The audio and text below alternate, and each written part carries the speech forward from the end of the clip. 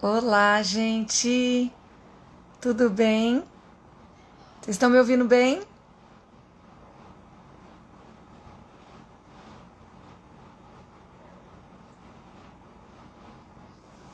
Tá todo mundo me ouvindo? Boa noite, queridos! Oi, Gui! Oi, pessoal! Hoje nós temos uma convidada muito especial, a professora Ana Paula, que está comigo no Gatópicos. Não sei se vocês já conhecem o Gatópicos, que é um projeto que a gente tem. E eu comecei a receber muitas perguntas sobre a questão de vômitos em geral, né? Tudo está relacionado, tudo que a gente traz aqui para vocês está relacionado às perguntas que vocês me fazem. Então, se vocês têm dúvidas, né? Se vocês querem aprender mais sobre algum assunto, vão me mandando essas dúvidas, porque sempre vira uma aula, um post, alguma coisa que possa ajudar vocês de alguma forma, tá bom? Então, hoje eu convidei a professora Ana Paula, deixa eu achar a professora Ana Paula aqui. Vamos lá. Deixa eu ver, eu tô meio ruim nesse negócio, viu, gente, de procurar pessoas. Eu tô péssima ultimamente. Deixa eu achar a professora Ana Paula. A gente já vai começar. Quer pedir pra participar aqui, não? Aninha, se você consegue pedir pra me chamar pra entrar. Ah, acho que deu certo. Agora acho que deu certo.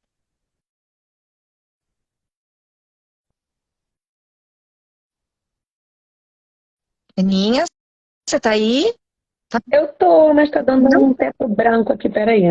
Ih, opa, achei. Acho que tava do outro lado, a câmera tava virada. Isso. E aí, meu Boa amor, tá tudo bem? noite. Você tá Muito bem, meu boa noite. amor? Eu tô ótima. Que gata é essa com os cabelos ondulados? Amei. Ai, olha, gente, ó, eu tenho um aparelho que faz cachos. Aí eu, aí eu me Hum, acho, eu faço cachos e me acho. toda cachuda. Maravilhosa. Só pra live, só pra nossa aula, tá? Hum, Foi só pra nossa aula que esses é cachos isso? aqui. Maravilhosa. Arrasou completamente. Paulinha, você tá boa, meu amor? Tô ótima. E você, como é que tá? Tudo bem, também. Eu vou pedir pra você se apresentar.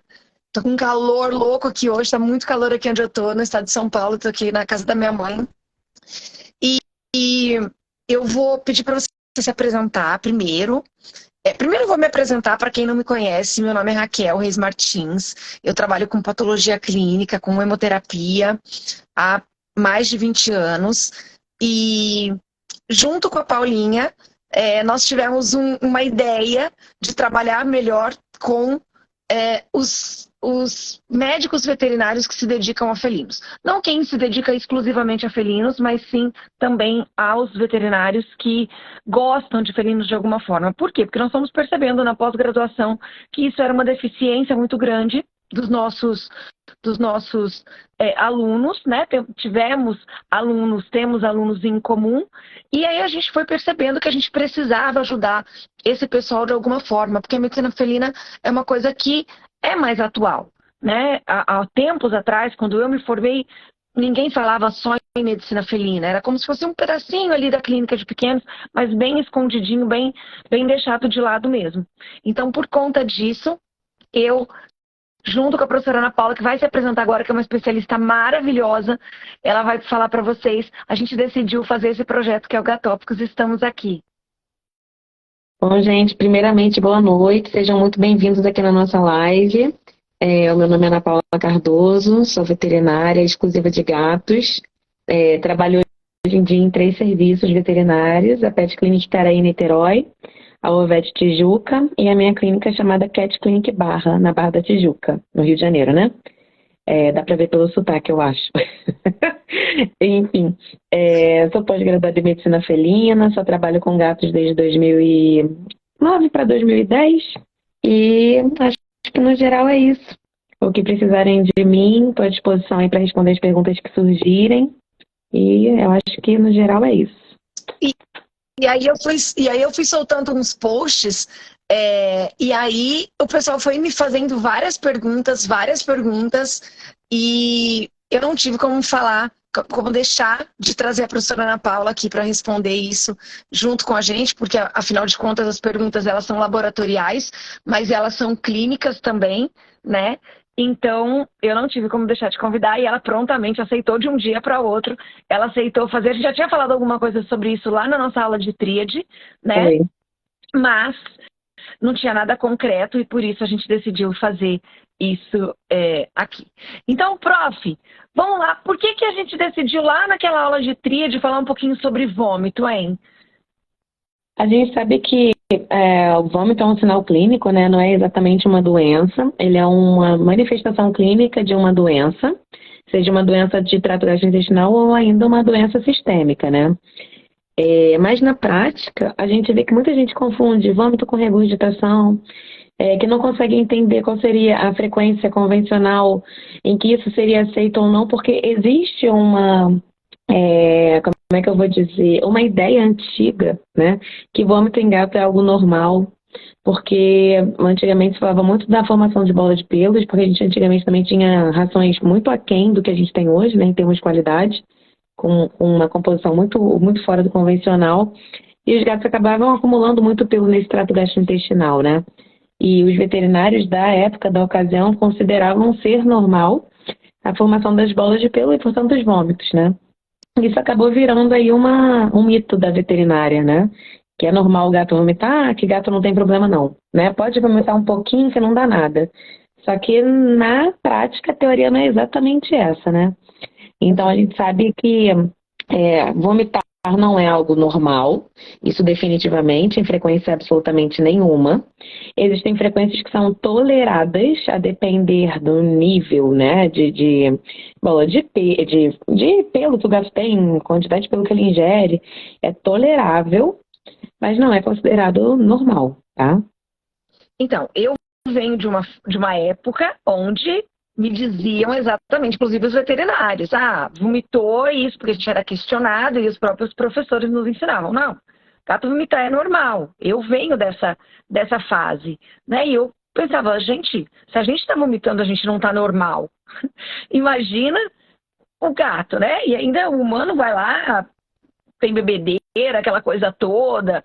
Enfim, o gato não tem isso, né? Então, por que eles estariam vomitando? Isso seria normal. Da onde você acha que vem esse mito? Por que isso foi considerado normal? Eu acredito que antigamente os gatos comiam coisas totalmente não convencionais, angu, resto de comida temperada, e com isso eles acabavam, enfim, botando para fora o que tinham, né, no trato gastrointestinal, porque não era bem aceito, porque não é fisiológico. Acho também que há muitos anos atrás as alimentações tinham muita proteína de origem vegetal. Isso também é algo que não é bem-vindo para os gatos, né? Os gatos são beneficiados com proteína de origem animal. Então, quando a gente tem alguns pacientes aí que comiam muito carboidrato, eles acabavam tendo a tendência a vomitar. E sem contar a questão da pelagem, né? Hoje em dia a gente tem muito mais cuidado com algum medicamento ou algum nutracêutico que ajude a passagem dessa bola de pelo trato gastrointestinal e saída pelas fezes. Isso é um ponto. Hoje em dia a gente tem rações de qualidade infinitamente superior. Os gatos hoje em dia bebem muito mais água, o que melhora muito a consistência desse bolo alimentar, né? Bebe mais água de forma direta ou indireta ainda. Então acho que de modo geral a qualidade de alimentação dos gatos na rotina melhorou 1000%, né? Embora hoje em dia ainda não seja talvez o que a gente gostaria, que quanto mais o gato puder comer alimentação seca, alimentação úmida melhor, mais fisiológico, né? A alimentação seca ainda está muito presente, mas é o que se faz mais prático na rotina de quem trabalha, de quem tem uma rotina normal, né? O que é adaptável. Ter um gato é o que é adaptável ao que... O gato tem que se adaptar também à nossa vida, né? A gente promove o que pode da melhor maneira possível, mas também eles precisam se adaptar à nossa rotina, ao nosso tempo de casa. E assim, eu vou colocar 2 pontos nessa questão. Como você falou, a alimentação era muito diferente. E eu também sempre escutei que não era para dar tanta comida para o gato, porque eles tinham que caçar, porque senão eles não iam caçar. Porque os animais, assim como o cachorro estava no quintal para latir, e proteger do ladrão, o gato estava para proteger dos ratos, das pestes, vamos dizer assim, né? Das Então, praguinhas, né? exatamente. Então, como o gato não comia o que ele devia, então o que ele fazia? Fuçava lixo. E no lixo ele encontrava muita comida Verdade. estragada, até porque eles eram muito mais de vida livre. Não sei se é vida livre exatamente a palavra que eu quero dizer, né? Mas eles não eram gatos fechados.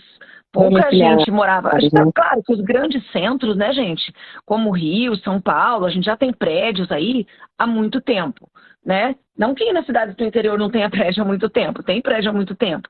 Mas a gente está falando da maioria, né, das pessoas que tinham animais assim e tudo mais. Eu que sou do interior, talvez eu tenha uma realidade muito diferente de outras pessoas, inclusive da professora Ana Paula. Uma por causa da idade, né, professora Ana Paula?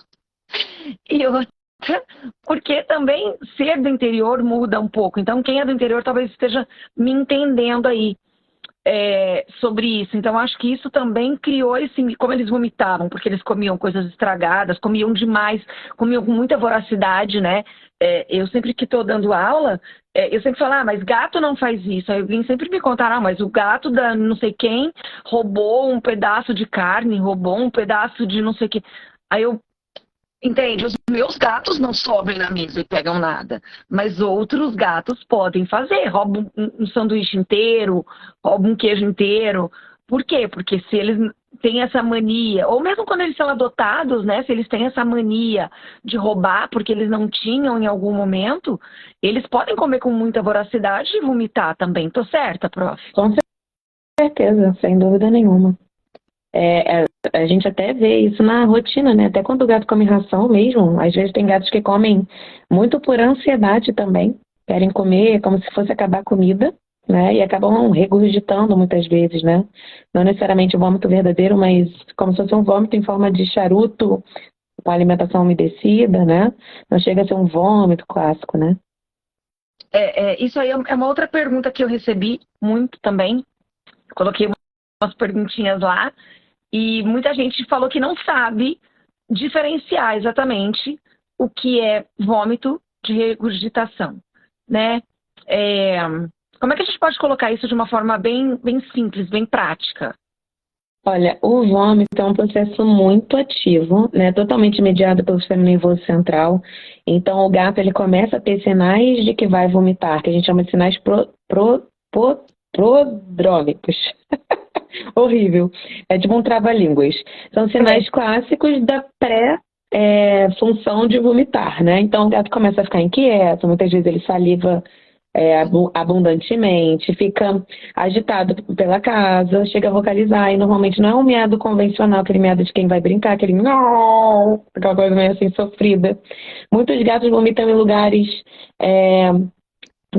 sempre nos mesmos lugares, então no braço direito do sofá, num tapetinho ao lado da cama, embaixo da mesa de jantar, embaixo de uma cadeira X, né? O gato ele é muito rotineiro, ele gosta de previsibilidade, ele sempre acaba mostrando esses sinais. Então esse é um primeiro ponto.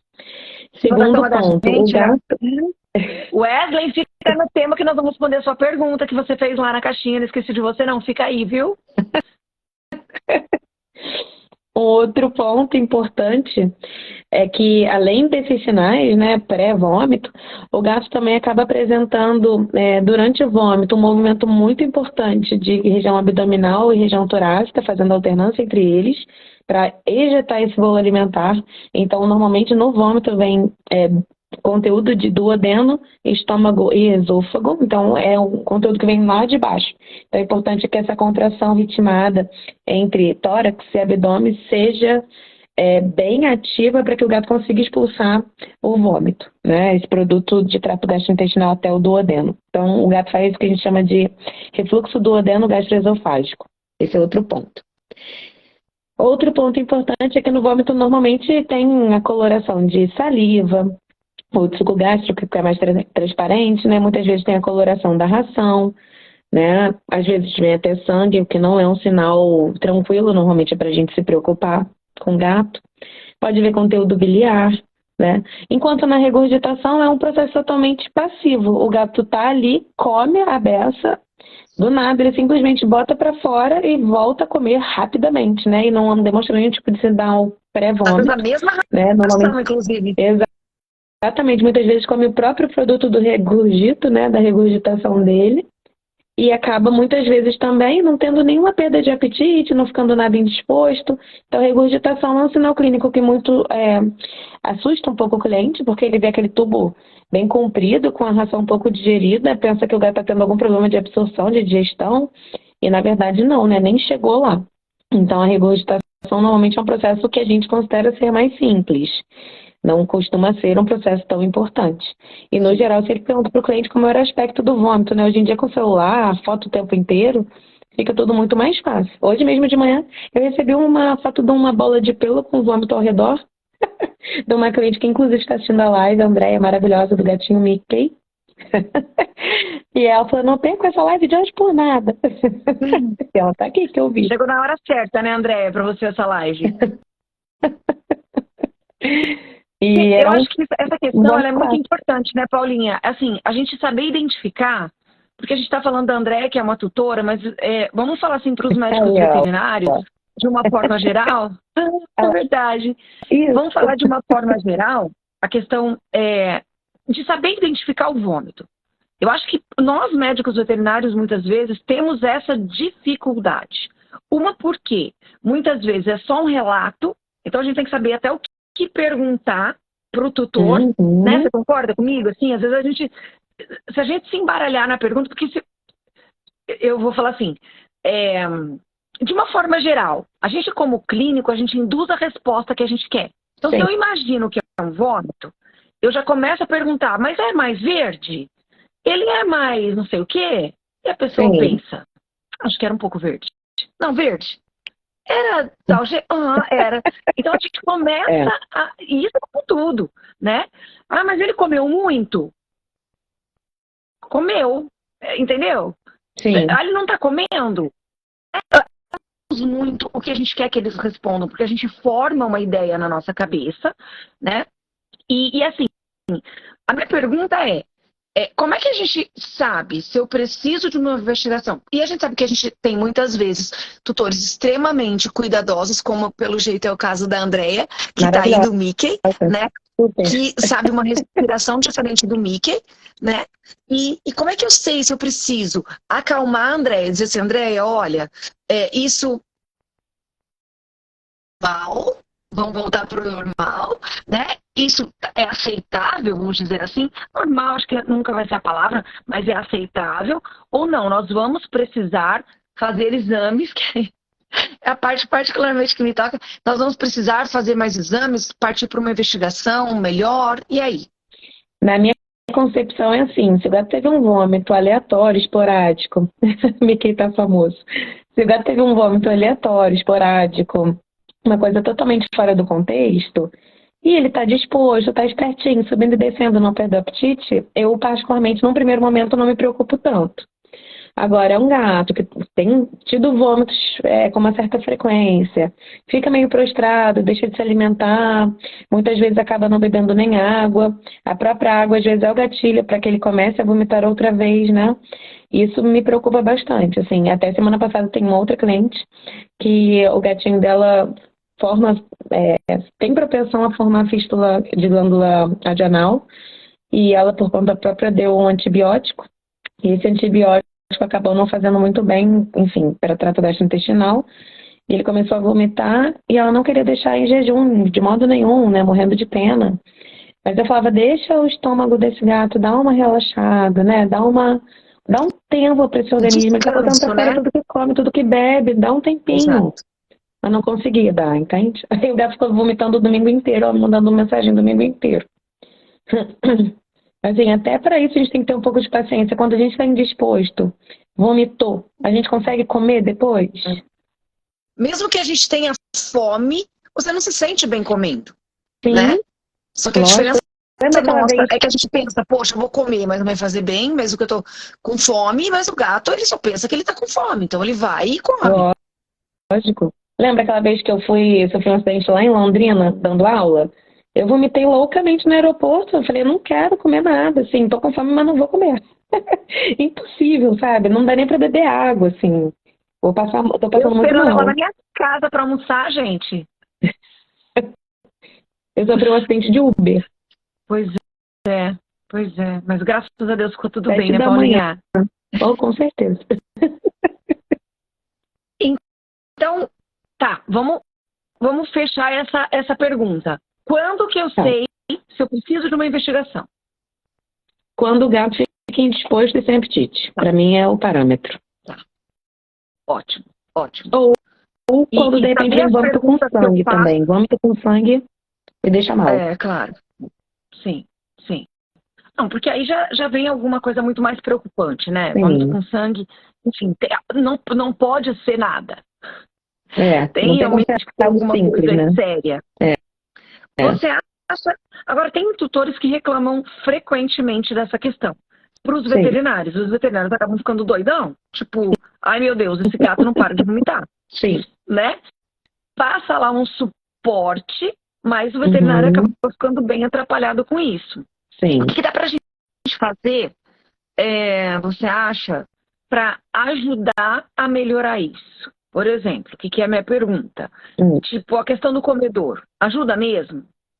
Olha, o comedor, ele é muito bem-vindo, comedor elevado, né? Ele é muito bem-vindo, principalmente para os gatos que têm alguma doença esofágica, principalmente, né?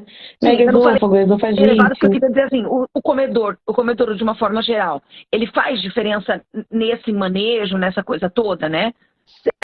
Assim, eu particularmente já li muita coisa a respeito de comedouro e que eu já, enfim, eu formei minha opinião. Eu já ouvi muito falarem que o gato, quando come no chão, ele comprime o estômago e aí acaba regurgitando ou vomitando com mais frequência. Mas no ambiente selvagem, o gato come no chão. Então, eu não consigo imaginar o gato caçando um rato e jogando para cima de uma pedra e pensando, agora vou ficar em pezinho para comer, para a comida passar pelo meu trato gastrointestinal. Assim, isso não é fisiológico. Não é que não possa ser e não possa ajudar. Tem muito gato com doença degenerativa em região de pescoço, em alguma articulação, e abaixar o pescoço faz com que doa, então esse gato evita comer. Um ponto, doenças esofágicas de modo geral, megaesôfago, esofagite, estenose de esôfago, enfim, tudo isso ajuda muito, sem dúvida nenhuma, ter um comedouro elevado. O que eu estou querendo é tirar um pouco essa fama da obrigatoriedade de ter que ser um comedouro elevado, né? Eu já ouvi várias pessoas falarem assim, mas comedouro elevado é obrigatório. Eu falo, não é, gente? Assim, a vida inteira os gatos comeram no chão, né? Assim, no mesmo espaço O que... gato felino, É, né? Eu também penso a mesma coisa. Ele não tinha um comedorzinho de pezinho ali, enfim, ou colocava em cima de exato. alguma coisa. Exatamente. Então, assim, agora, tem algumas situações que são interessantes. Até uma pessoa aqui comentou, os braquicefálicos. Os braquicefálicos se É beneficiam lá de normalmente dos Campinas, comedores. olha pezinha. Eles se beneficiam dos comedores mais elevados também porque eles são, no geral, com o focinho bem achatado, alguns são prognatas, né? Isso ajuda a prender o alimento. Inclusive, porque o comedor elevado, normalmente, eles são bem abauladinhos. Então, mesmo que o gato dê aquela queixada, ele consegue, de certa forma, passar a língua e pegar o grão, né? A gente sabe que o persa ele tem uma limitação anatômica e por isso até que a gente tem algumas ações direcionadas para o gato persa. E tem grãos de formato específico para o persa conseguir aprender, né? E aí, com o comedor elevado, é mais uma coisa que funciona, que ajuda. Mas não é uma obrigatoriedade, né? Sim, sim.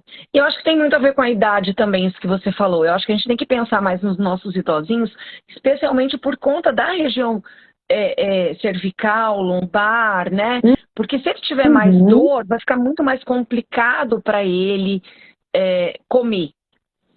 E Esses uma dias, dificuldade que eu inclusive, vejo também, às vezes o gatinho mais gordo é mais difícil para ele. Agora, eu também não sei o quanto é legal facilitar para que o gato gordo coma mais, né? Há tem isso quem também. diga, o pessoal de comportamento e tal, diz que, enfim, que a gente deve, de uma forma geral, só dar comida para o gato procurar, né? Eu já Sim, tentei. Eles ficam me olhando com uma cara de ódio, tipo, sua tonta, eu nunca vou tirar esse negócio daí, arranca logo esses negócios aí de dentro, porque eu quero minha comida. Entendeu? Então, é, eu nunca tive coração para deixar meus gatos procurando nada. Até porque Enfim, foram. Até um que era porque eu peguei bebê, assim, porque geralmente pega gato adulto também, né?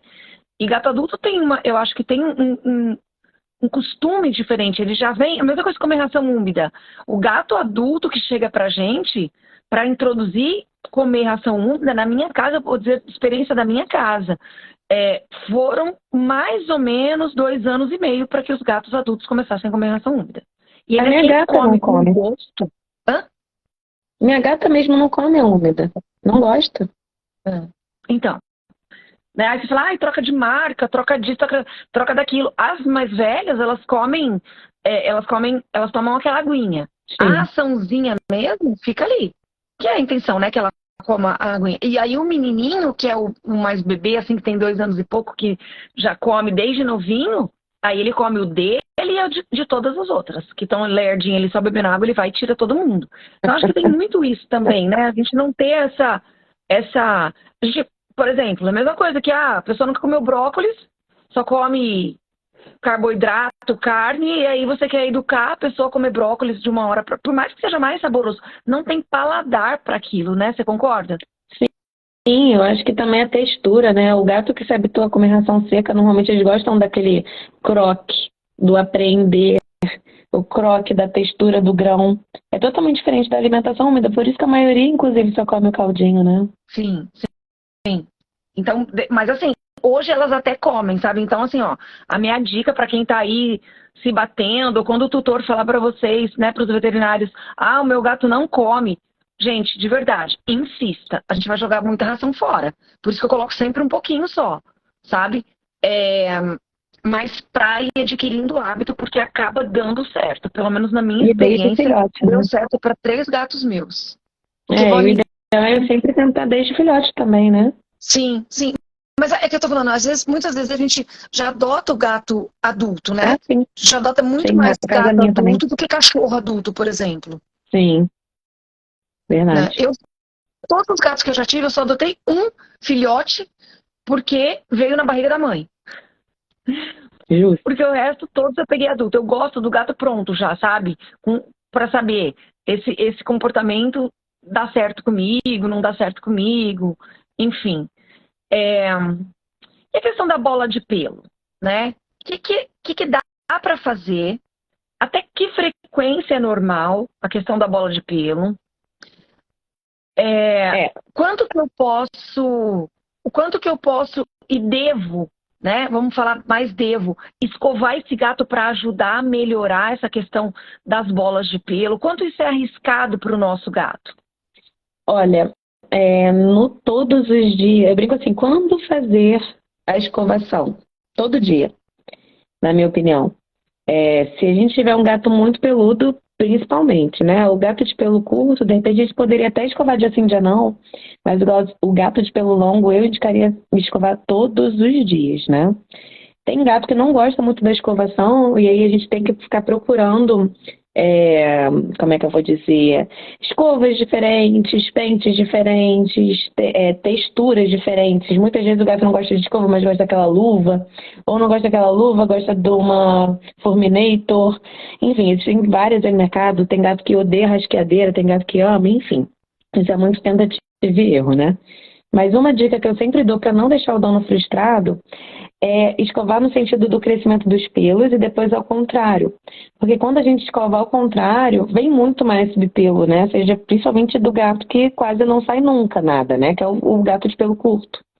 Então, na minha concepção, sempre escovar é a indicação, assim, todos os dias de preferência, né? Principalmente o gato de pelo longo. Outra coisa importante também, caso o gato tenha alguma doença dermatológica, a tendência é que ele faça ingestão muito superior de quantidade de pelo, né? E se ele tiver alguma doença de trato gastrointestinal, essa inflamação pode acabar fazendo com que esse pelo fique ali retido por mais tempo, em algum momento o gato vomite, ou ainda o gato obstrua, né? Até porque ele mordisca, né? Ele não só se lambe, ele traumatiza o pelo, né? Quebra o pelo, faz um trauma, né? Na estrutura da haste, né? Do pelo. Sim. Então, assim, na minha ideia, se a gente puder escovar, a gente já não só evita a formação de bola de pelo e nó no próprio corpo, né? Antes da ingestão, que isso é muito frequente também nos pelucinhos, né, principalmente. A gente evita a formação de nós. A gente evita que esse gato acabe engolindo pelo demais e acabe, de alguma forma, tendo propensão à obstrução de via de trato gastrointestinal. Vou espirrar. Vida real, gente. Ao vivo é assim, Vida ó. real. Começou o meu nariz a coçar e eu assim, meu Deus, vou espirrar. A gente evita que esse gato tenha maior propensão à formação de bola de pelo, né? E, portanto, possibilidade de obstrução de trato gastrointestinal. E quando a gente escova, a gente evita que isso tudo aconteça, né? É uma forma da gente prevenir uma problemática que é razoavelmente frequente. Em uma semana lá na clínica, a gente fez 2 endoscopias para retirada de bolas de pelos. Em uma semana. Que estavam obstruindo, não era só bola de pelo que estava ali pelo estômago, aguardando o momento de ser eliminada, que estavam fazendo obstrução. E era Né? tudo, Paulinho? Um era bem peludo, assim, de pelo longo, era SRD, mas de pelo longo, e o outro era um gato SRD de pelo curto. Mas lambia todos os contactantes, né? Que tem isso também. O gato nem sempre só se lambe. Às vezes ele lambe os contactantes do ambiente também, né? Tá. Ainda mais por uma questão de dominância, né? Aquela coisa toda, enfim. Aqui na minha casa, eu falo, ai, que lindo! Daqui a pouco sai briga. Lógico. É sempre um querendo mandar no ar. E sempre começa aqui na região das têmporas, porque aqui tem liberação de feromônio. Aí começa na região das têmporas, aí vem caindo aqui para a região mentoniana. Aí o que está sendo lambido começa a mostrar que não está muito feliz, e o outro continua lambendo, até a hora que começa o bololô, né? Até a hora que rola um tapa na cara. Aqui é assim, exatamente assim. Tiro, porrada e assim, ó, eu vou falar até pelos meus gatos. E assim, eu não preciso nem falar, eu tenho 3 gatos, eu tinha 4, né? Hoje eu tenho 3 gatos e 2 cachorros. Um, inclusive, tá deitado aqui do meu lado, caiu dentro da piscina hoje. Tá fedorento, porque é um golden, caiu na piscina. Ele caiu porque ele não pula, porque ele tem medo. Então ele tá molhado. Aqui do meu lado, fazendo cachorro molhado. E aí, assim, gente, de verdade, eu sou uma pessoa que eu tenho rinite, né? Porque tem isso também. Ah lá, o Hugo falando que carioca tem alergia à vitória. Beijo, meu querido. Beijo, Guinho. Depois você me conta onde você tá esse final de semana, hein, Guinho? Conta aqui pra gente. E aí, é assim, na prática, pentear gato todo dia, ainda mais que a gente já conversou muito sobre isso, né? Quem tem gato, não tem um gato. Pode até ter, né? Mas é muito raro você que é controlada, que tem um gato. Mas quem tem gato tem muito gato. Sim. Eu ia falar, eu acho que eu sou uma das poucas que tem um gato só. E o maior problema, a Fer tá aí, né? E não me deixa mentir, eu acho que o maior problema dos gatos persas, a Fer tem um gatil, ela é veterinária, mas ela tem um gatil de gatos persas. Assim, pentear aqui, ó, por cima, é muito fácil. Eles deixam. Até pentear o pescoço, eles deixam. Mas o problema é a barriga. O gato não deixa a gente pentear a barriga, na maioria das vezes. Aqui embaixo do bracinho aqui, do sovaquinho dele, ele não deixa você pentear. Então vai virando uma gororoba ali, né? E aí ele acaba se lambendo. Para se limpar direito, ele acaba se lambendo demais. Então, assim, o que você acha? Ah lá, André está dizendo que ela tem um Mickey que vale por 10. Então, como é que você acha que a gente pode prevenir essa questão da bola de pelo? A prevenção a gente pode, claro, evitar a escovação, que é o clássico, né? Mas existem hoje produtos no mercado que fazem como se fosse eles atuam como se fosse um chiclete mastigado que vão puxando esses pelos para o trato gastrointestinal para ser eliminado pelas fezes, né? Hoje em dia as rações têm composições muito superiores, tem alguns componentes que ajudam até essa emoliência desse pelo no trato gastrointestinal para sair pelas fezes. Então o vômito por bola de pelos hoje acaba sendo, como é que eu vou dizer, bem menos frequente, ou deveria ser bem menos frequente, né? Mas tem aquela questão também, tem cliente que chega na clínica e fala assim, nossa, meu gato nunca vomitou uma bola de pelo. A pessoa vem meio frustrada, assim, porque, nossa, gato vomita pelo, né? Então por que o meu nunca vomitou? Daí eu falo, não, porque o ideal hoje em dia a gente considera não ser normal vomitar mais, né? Sai pelo cocô. Tem gente que fica chateada, assim, realmente frustrado. Poxa, meu gato nunca vomitou uma bosta. Eu falo, graças a Deus, isso é o principal, é o ideal, né? É o que a gente gostaria mesmo. E Paulinha, deixa eu te falar uma coisa. Uma pergunta também que eu recebi bastante, inclusive por isso que eu falei pro Wesley ficar aí, que a gente tinha a pergunta dele. Qual é a melhor escolha que a gente tem para protetor gástrico para gato com vômito? Você tem alguma preferência? Alguma coisa que pode usar, não pode usar? Como é que é isso para você? Olha, como protetor gástrico para reduzir a acidez gástrica, a gente tem hoje no mercado a opção de fazer o omeprazol, né? E o omeprazol para gato, a gente indica na dose de 1 miligrama por quilo BID, né? 2 vezes ao dia, que seria o Gavis, Petiprazol, enfim, por aí vai entre os nomes comerciais. Mas existem outras opções. Antigamente existia a ranitidina, que a gente viu que não tinha efeito para gato, também saiu do mercado, mas a gente ainda tem a famotidina, que também é um antagonista de receptor H2 no estômago, né? Então, nos ajuda a viabilizar essa redução da acidez gástrica.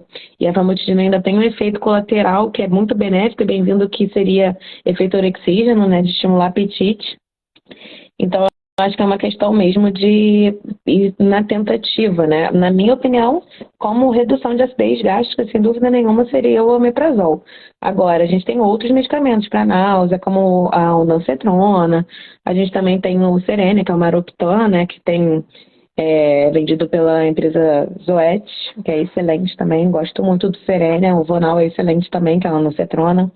Inibe bastante náusea, enjoo, falta de apetite indiretamente, porque quando acabar a náusea o gato tende a procurar comida novamente, né? Então, de modo geral, acho que são os melhores aí do mercado. Sim. Pessoal, se vocês tiverem perguntas, mandem aqui para a professora Ana Paula, tá? Mandem para mim também. Eu também não gosto de rasqueadeira não, hein, Fê? Só falei que tem gente que gosta. Tem gato que curte. Não sou fã de rasqueadeira nunca na minha vida. Mas tem gato que super ama a rasqueadeirazinha dele. É que acho que a rasqueadeira a gente pode passar muito menos, né, gente? Porque acaba pegando na pele, especialmente se tá mais embaraçado e aqui os peluzinhos da barriga, né? Então eles são muito agressivos em algumas situações, né? Paulinha, e o sucralfim humano? O que você acha?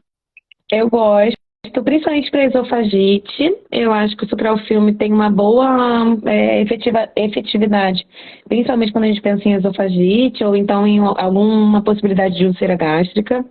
Ele tende a atuar, que nem se fala, né, desde a época da faculdade, como um band-aid dessa mucosa de trato gastrointestinal. Só que tem um inconveniente, ele tem sabor de menta e isso talvez para o gato não seja tão bem tolerado, né, assim... Não estou descredibilizando, estou falando que podia ter um sabor mais neutro. E no caso não é. Então, às vezes é um pouco ruim. O humano é horroroso, né? Horroroso. Às vezes é ruim conseguir forçar o gato, porque assim, o sucralfilme até tem em comprimido, que você poderia fracionar e fazer. Mas pensando principalmente em esofagite, o ideal é que não seja comprimido, porque ele vai se dissolver só lá no estômago, né? Sim. Então, se parar para pensar na fisiologia da coisa, é melhor ser o líquido, e o sabor é muito ruim.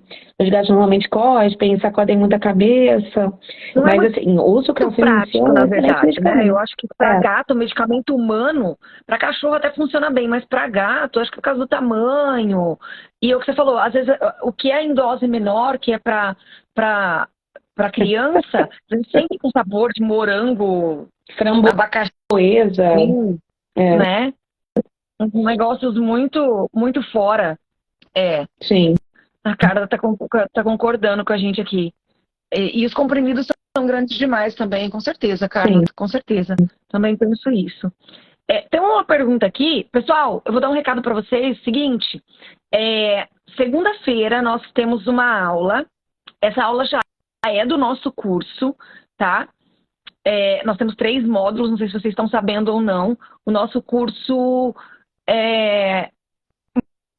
módulos do Gatópicos, módulos. Eu esqueci qual que é a ordem, Paulinha, me ajuda. Módulo pancreático e depois intestinal. Exatamente. E a gente vai falar muito sobre vômito lá também, só que aí voltado, direcionado para cada uma das doenças, né? Sim. A gente vai falar também, na segunda-feira, é uma aula extra que a gente vai dar. O pessoal que já está inscrito no curso nem sabe ainda, a gente já tá mostrando aqui. Nós vamos fazer uma provinha com vocês. Nós vamos fazer questões para vocês avaliarem o nível de conhecimento. Quem vai saber disso? Só vocês. Não se preocupem, tá? A prova, a gente não precisa, a gente vai corrigir essa prova, a gente vai dar o gabarito para vocês e responder essas perguntas que vocês tiverem dúvidas depois, numa outra aula que nós vamos marcar depois, porque vocês vão avaliar o quanto vocês sabiam antes do curso e o quanto vocês ficaram sabendo depois do curso. Tá? Então isso é muito importante.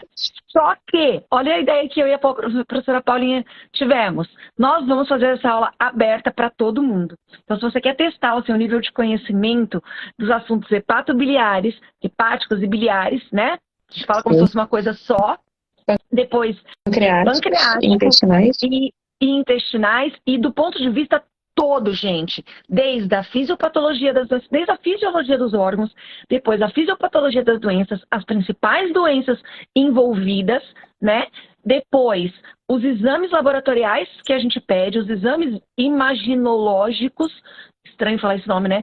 Que a gente pede, e os sinais clínicos e o tratamento que é feito, tudo isso vai ser abordado no curso. Carlinha, vem com a gente que você vai amar, amar. Juro pra você. E assim, ó, nós já fizemos, eu já tive a experiência de fazer isso em outros cursos meus, né, do Raques Martins. No Gatópicos da outra vez a gente fez só algumas poucas que a gente respondeu na hora, não foi isso, Paulinha? Acho que foi tipo mitos e verdades, não foi? Uma coisa meio Exatamente. assim? Mitos e verdades a gente ia respondendo numa aula. Dessa vez, a gente não vai responder. Vocês vão responder para vocês mesmos, vocês não precisam passar pra gente. Mas eu quero que vocês façam uma prova antes e depois. Porque, gente, não adianta a gente se enganar. A gente tem que saber o quanto eu sei. Porque a hora que chegar um gato para eu atender, seja eu de um atendimento exclusivo ou não, né? A hora que eu chega um gato ali, o que eu faço? Né? Isso já aconteceu comigo. Eu levei numa dermatologista, porque minha gata estava com uma orelha com problema, a Deminha, que morreu, Ana, que você conhece, e a gata estava com problema no ouvido, chegou lá, ela não sabia o que podia dar para o gato ou não. Poxa, eu entendo que ela não é especialista em felinos, é uma dermatologista. Mesmo assim, ela deveria saber como eu lido com otites felinas, como eu lido com otites caninas, né? Ou eu não aceito a consulta, porque eu tenho essa opção. Eu, por exemplo, vivem me pedindo, você não me dá uma palestra sobre animais selvagens, silvestres, sei lá como é que fala? Não, não vou, porque eu não gosto. Porque eu não quero aprender mais sobre isso, eu não quero nada sobre esse assunto. Ah, é sobre bovinos e tal? Não, porque eu não quero aprender mais. Não quero gastar meu HD com isso, né, Raquel? Não quero, exatamente, meu HD já está bem enferrujando, né? Então eu não quero gastar espaço, né, com isso aí, entende? Então, a partir do momento que a gente atende, então o nosso curso não é, porque vieram me perguntar sobre isso, é para especialista em felinos? Não é. Não é só para quem, eu já faço pós em felinos. Você vai ser muito bem-vindo. Esse curso é para você também? Porque a gente vai dar uma coisa muito prática. Nós vamos esmiuçar muitas vezes o que a professora Ana Paula fala no módulo dela. Em um final de semana inteiro, nós vamos ter 3 módulos separados para tratar de todas as doenças. Eu falo na parte de patologia clínica. Então, nós vamos juntar tudo isso. Então, vai valer muito mais do que alguns módulos da pós. Podem acreditar, tá? Mas ele não é só para quem trabalha com gatos. Ele é para todo mundo que atende gatos, de uma forma geral. Tá bom? Não é para o especialista, né? Para quem faz eu não vou dizer especialista, para quem faz um atendimento exclusivo de gatos. Essa é a questão. Então, para isso, vocês têm que entrar num grupo de WhatsApp que a gente tem. Como que a gente vai passar esse grupo de WhatsApp? Né? Tá na bio, não é isso? Tá na bio. Não sei se tá na bio, de verdade. Eu não sei. Tá na bio. Eu não sei. Tem como colocar link aqui, gente? Existe isso? Ou não?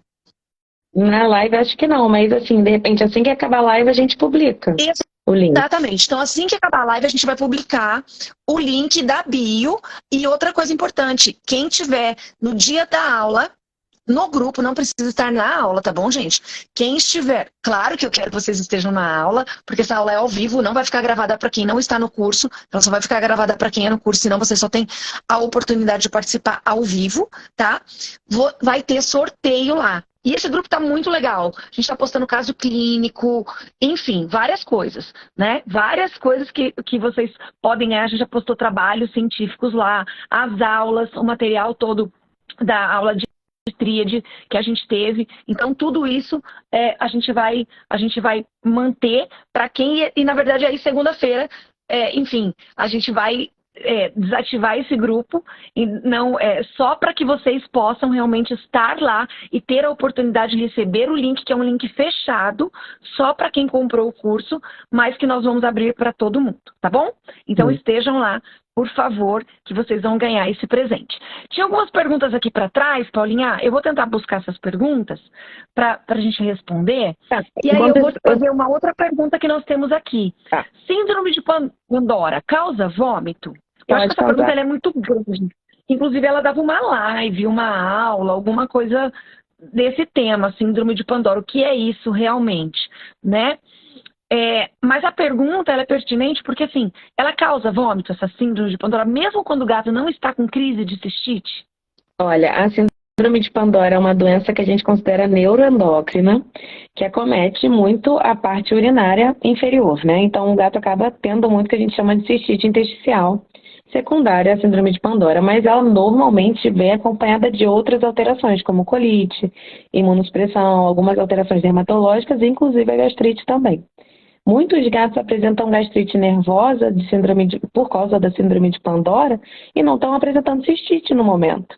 Assim como de repente não estão apresentando colite, mas de repente já tem alguma imunossupressão, alguma alteração dermatológica, enfim, pode ser um sintoma único ou ainda um conjunto de sinais e sintomas dentro da síndrome, né? A questão é a seguinte... É uma síndrome, né? Então envolve uma série de coisas. Exato. E uma coisa que eu acho que faz a gente pensar muito na síndrome de Pandora, sempre muito relacionada à cistite, é que a cistite gera agonia no cliente.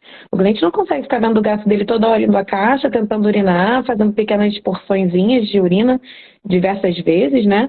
Então a cistite é uma coisa que tira o gato de casa para ir à clínica. Nem sempre o vômito motivado por estresse é uma coisa que faz o dono retirar o gato de casa para levar ao veterinário. Eles tentam muitas vezes troca de ração, troca de dieta, mudança de manejo. Então o dono normalmente, não todos os donos, lógico, eles têm donos e donos, né? Mas tem muito dono que fica na expectativa de um tratamento um pouco mais conservativo, para não ter que tirar o gato de casa, não estressar mais o para gato. não aumentar o estresse, não é só uma questão financeira, às vezes é porque já está estressado, ainda vou tirar de casa, vou aumentar o estresse. Mas, desculpa te cortando, Paulinha, mas acho que é muito importante a gente colocar isso para os veterinários, que eles falem desde que o gatinho chegou lá na primeira vez, de que vomitar não é normal. Sim, sem dúvida. E outra coisa também, se você é a pessoa que cuida de um gato, de um cliente, sendo clínico geral, sendo especialista em felino, sendo nefro, não importa, né? Qual é o teu nicho de mercado, dentro da atuação na medicina veterinária, se você não resolve o problema do cliente, é justo que ele procure outra pessoa para resolver, né? Então a gente tem que estar apto a procurar o motivo, achar a causa do problema. A gente tem que parar de só apagar incêndio e tentar chegar à raiz, né? A cerne da questão. O problema é que a gente fica o tempo inteiro, não a gente, todo mundo, né? Mas no geral, muitos veterinários eu vejo que ficam o tempo inteiro procurando resolver os sintomas e não procurando tentar encontrar a causa de base. E a causa de base é que vai cessar ou pelo menos reduzir o intervalo entre as crises, né? Aliás, espaçar o intervalo entre as crises, reduzir a frequência das crises, foi o que eu quis dizer. Eu tenho uma pergunta que estava para trás aqui, lá do Wesley também. Aí ele pergunta se você tem experiência com o análogo de prostaglandina, o mesoprostol citotec. Não, nunca usei. Não tenho experiência nenhuma. Assim, eu sei que o Citotec, que é utilizado como abortivo em humanos, né, assim como sendo uma medicação pró-aborto, né, né, ele tem indicação para ser feito para gastrite. Só que ele saiu do mercado justamente por esse motivo, porque acabava causando abortos não esperados em mulheres, né? E aí acabou saindo do mercado, e hoje em dia a gente só encontra isso no mercado escuso, né? Enfim, no mercado fora do padrão, exato. Então, assim, eu não tenho realmente nenhum tipo de experiência em relação a isso, não. Se você tiver alguma coisa, Wesley, se quiser escrever aqui pra gente, coloca aqui, tá? E aí a gente fala, tá? Ou você me manda no particular também. E uma coisa que eu queria dizer também, gente, para vocês, muito importante, é a questão de exames laboratoriais com um animal que está vomitando, né? O quanto será que vai adiantar eu pedir exames laboratoriais? Não estou dizendo que não é para pedir e nem que é para pedir. Eu só tenho que colocar na balança o quanto aquele animal realmente está desidratado. Porque o animal que está vomitando, ele está desidratado. Porque essa é uma pergunta importante também. Que o animal chega, né? A pessoa chega com um exame para mim, eu pergunto se ele está desidratado, a pessoa diz, não está desidratado. Aí eu falo, tá. Então o que ele tem? Exatamente. E o que ele tem de sinal clínico? O que levou ele aí? Não, porque ele está vomitando. Eu falo, como que o animal que está vomitando não está desidratado? É impossível, a gente perde eletrólito, a gente perde uma série de coisas, né? O gato também. Então é impossível não estar. Então, assim, o quanto de exames eu devo solicitar, né? Eu devo ter uma suspeita clínica, mas, assim, procurar mais coisas para pedir o mínimo de exame necessário para aquele momento, porque às vezes a gente gasta toda nosso arsenal de exames né, gastando o dinheiro do tutor, e muitas vezes, a hora que você precisa de novo, o tutor fala, não vai pedir. Mas ela não pediu isso faz 2 dias, tá? Mas agora eu normo hidratei, agora eu preciso rever. Não, eu não tenho mais dinheiro. Então, acho que a gente tem que pensar muito bem sobre essa questão, né? Porque senão a gente pode gastar dinheiro de forma desnecessária, se enganar com os exames, porque o animal pode ter, nesse caso, azotemia pré-renal, né? Ele pode ter uma concentração do hematócrito, então pode ser um animal que está anêmico e não aparenta estar anêmico. Sim. Pode ser um animal que polissemia é muito pouco frequente em felinos, né? Mais pela desidratação quando tem, mas pode parecer que é um animal que tem uma polissemia. Então, acho que é uma questão muito... tem uma pergunta aqui sobre isso, do Gui. Em relação aos pacientes que apresentam um grau elevado de azotemia ou uremia, o que podemos fazer para diminuir a cialorreia, evitando o vômito? Porque muitas vezes a administração do próprio fármaco... Acho que ele acabou assim, porque muitas vezes mesmo fazendo o próprio fármaco, o fármaco também causa náusea e o animal vomita, né? Eu assim, acho que pode ser. Na minha forma de ver, se o gato está tendo muita náusea, cialorreia por conta da uremia, na minha opinião, a primeira coisa é reidratar. E dosar eletrólito, principalmente potássio, porque o potássio, por ser um procinético, se a gente estiver tendo retardo da progressão do bolo alimentar, isso também gera náusea e, portanto, cialorreia. Então, outra coisa importante para ver e avaliar é o potássio. E fazer as medicações injetáveis, né? Porque, assim, é difícil fazer um tratamento conservativo num paciente que está vomitando por uma doença que causa muita náusea, né? Então, fazer por via oral, em casa, domiciliar, vai complicar, né? Então, assim, na minha concepção, é fazer um bom antiemético antináusea, porque aí já vai ajudar na cialorreia, como, por exemplo, o maroptam, uma ondansetrona injetável, fluidoterapia, reposição de potássio. Isso tudo vai contribuir bastante positivamente.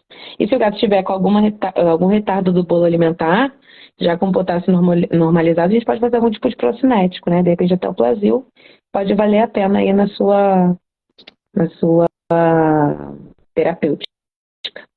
Sim. O Gui falou que era isso mesmo, que ele não viu que não foi o restante da mensagem, que a gente tem um limite, né, Gui? E essa questão também, né, não a gente já teve um módulo que a gente falou sobre doenças renais em felinos, mas eu acho que o que mais fica dessa questão é que o paciente doente renal crônico, ele vomita. Não tem jeito, ele vai ter uma gastrite por irritação, a própria ureia aumentada faz com que isso aconteça. Os produtos nitrogenados são tóxicos de uma forma geral. A questão é, se eu não controlar o vômito desse paciente, tudo vai piorar. Tudo vai piorar. Então, é o que eu mais tenho que me preocupar nesse momento, né? Com parar. E outra, e se ele parar de comer, se ele tá vomitando, ele também tá enjoado. Então, se ele parar de comer também, outras consequências vão aparecer, né? Já é um animal que pode estar perdendo proteína pela própria urina, né? E aí, imagina perdendo mais proteína pelo vômito, ainda não se alimenta. Então, essa doença renal crônica, ou mesmo no caso da injúria renal aguda, da insuficiência renal aguda, uma injúria renal aguda causando uma insuficiência renal aguda, né? Ela pode, esse animal ele pode se tornar e não conseguir superar essa insuficiência renal aguda e sair desse quadro e se tornar um doente renal crônico justamente por conta do vômito. Então o vômito é muito mais sério do que parece. Eu, particularmente, Raquel, vejo dessa forma. Por isso que todas as vezes que os meus animais, eles vomitam, no dia seguinte eles estão no veterinário. Com certeza, para coletar, porque santo de casa não faz milagre, a gente conseguindo coletar, a gente acaba não conseguindo coletar, né? Mas eu acho particularmente muito importante, claro, pode ser uma regurgitação, pode ser uma bolinha de pelo, mas a gente com certeza tem que levar em consideração isso. Temos mais uma perguntinha aqui, Paulinha. Aí a gente já faz e já encerra, pode ser? Se alguém tiver mais uma pergunta, pessoal, se quiserem mandar, podem mandar aqui, tá bom? Ó, a Clay fala assim pra gente, o protetor hepático que age com antitóxico, deve ser como antitóxico, né? Auxilia nesse quadro de uremia? Não, infelizmente não.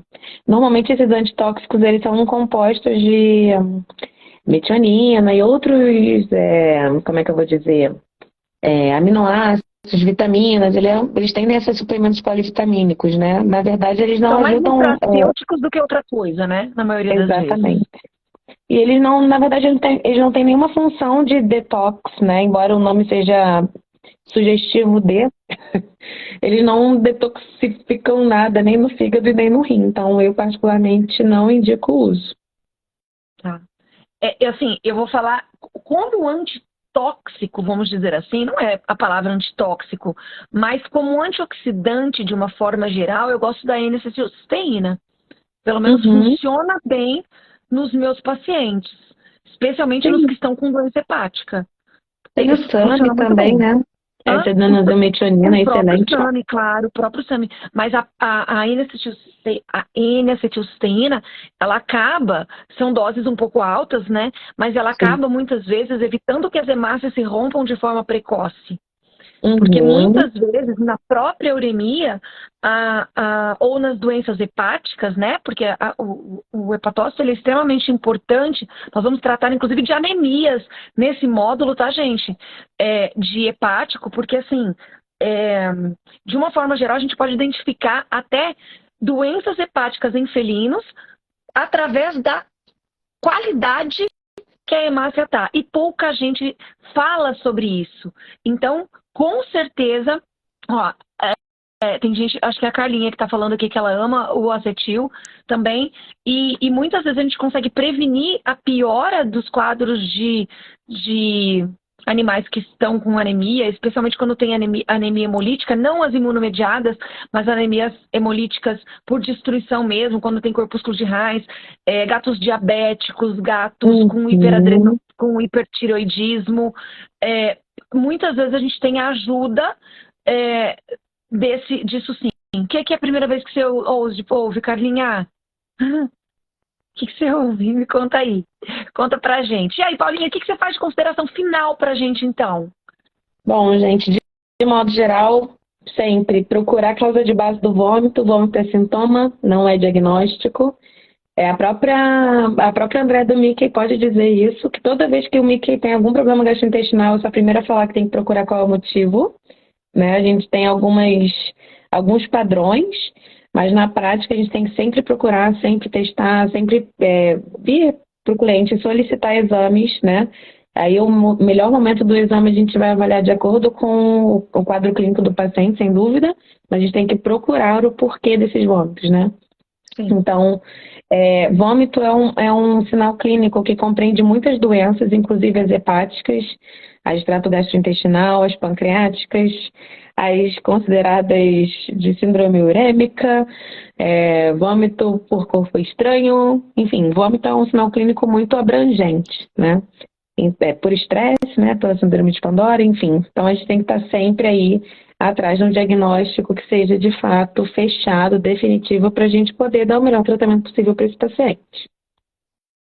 Ótimo. Então, gente, ó, a Luísa acabou de colocar aí pra gente. Quem quiser, clica nesse link e você consegue ainda ter acesso aos 3 módulos do curso que a gente tem. É o nosso primeiro curso do ano, né?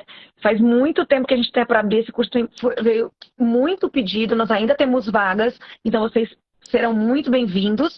Luizinha, aceita o pessoal no Instagram, no WhatsApp. No WhatsApp, só escreve pra gente aí, Lu, por favor, como é que eles conseguem acessar. Olha só o que a Carla falou, que é a primeira vez que ela escuta sobre a qualidade das hemácias ser um diferencial nas doenças hepáticas. Carlinha, vem com a gente que você vai ter muita informação sobre isso.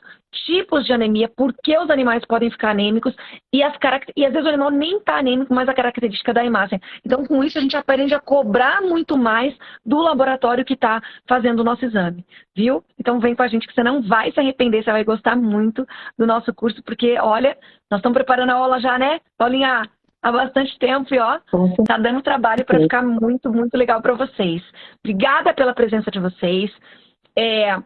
Segunda-feira tem sorteio, segunda-feira tem aula aberta, certo? Então, o sorteio, vou deixar bem claro aqui, o sorteio é só para quem estiver ao vivo na aula? Não. É para quem se manteve até agora no grupo. Claro que a gente quer todo mundo ao vivo na aula. Por favor, venham ao vivo na aula, tá? Mas algumas pessoas já me escreveram, eu já vi algumas pessoas escrevendo assim, eu tô no grupo, mas eu não vou conseguir segunda-feira porque eu tenho um compromisso e tal. Se mantenha no grupo, porque você vai participar do sorteio. Nós estamos passando uma lista, tá? A Lu vai passar uma lista lá pra gente, para que a gente possa, para que vocês anotem o nome. Não adianta estar no grupo e não botar o nome na lista, porque aí a gente não vai saber, né? A gente precisa do seu nome completo, porque tem número de telefone lá que não tem nada, enfim, nada sobre esse... Explicação, né? Sobre nome, sobre nada da pessoa. A Gi tá falando assim, prof, devendo aulas de patologia felina. Quero muito nesse curso. Nós vamos ter muita coisa sobre patologia também. Fiquem atentos. Não, gente, de verdade, fiquem atentos. Mesmo quando eu dou curso para pequenos animais, eu sempre faço uma diferenciação para gatos. Mas aqui a gente vai falar só de gato. Ou seja, a gente consegue gastar todo o nosso tempo, né, falando. E tem muitos detalhes mesmo, tá? Então não percam. Obrigada por vocês terem ficado aqui com a gente. Obrigada a Fer, obrigada a todo mundo que esteve aqui com a gente. Eu vou deixar essa live salva, porque também já me pediram aqui. Só mandar um direct para Raquel, que mandamos o link. Exatamente. Pode mandar um direct para mim, um direct para a Paulinha também, tá? Sigam o Gatópicos, se você ainda não segue o Gatópicos, vai lá, @Gatópicos, exatamente assim, sem acento, tá bom? Porque a gente vai começar a postar as coisas do Gatópicos só lá, certo? Por enquanto, é a Paulinha que está administrando essa conta, então não posso sobrecarregá-la, por isso eu não estou deixando tudo para ir para lá, mas a gente vai começar a trabalhar, né, nessa parte de gatos só no Gatópicos mesmo, tá bom? E aproveitem, mandem essa live que vai ficar salva para quem... É só ir lá no aviãozinho e manda essa live para quem você sabe que gosta de gato, que precisa de gato, que já escutou falar que gato é normal vomitar e a gente sabe que não tem nada disso, tá? Espero que a gente tenha esclarecido bastante esse assunto para vocês. Se ainda sobrou alguma dúvida, manda também no nosso direct. Mesmo que a dúvida seja para Paulinha, pode me mandar que eu repasso tudo para ela, tá bom? Um beijo, Paulinha. Muito obrigada por você sempre. A Paulinha viajando, chegou correndo no hotel para poder atender ao meu pedido, que é o pedido de vocês, tá bom? Então, e vão dando ideia pra gente aí. O que vocês querem que a gente fale mais sobre gatos, tá bom? Se é com gatos, eu chamo a Paulinha. Não me arrisco a falar sozinha nunca. Eu sempre chamo ela. Então, outro dia, uma tutora eu não sei se ela tá aqui, a Adriana, eu já vi ela aqui, mas agora eu não sei se ela tá ainda. Ela queria até fazer nosso curso, eu falei, não, mas é só para veterinário. Aí ela disse assim, aí ela perguntou da live de agora, ela falou, mas é com a Ana Paula, porque eu gostei muito dela. E olha que meu parceiro é uma tutora de cachorro de um caso de consultoria que eu faço. E olha só, não sei se ela tem gatos ou não, mas ainda assim, ela adorou a professora Ana Paula. Então, olha só, Paulinha, você é muito necessária aqui com a gente. Um beijo, pessoal. Então, tá Fiquem com Deus. Boa noite, gente. Boa noite, queridos. Fiquem com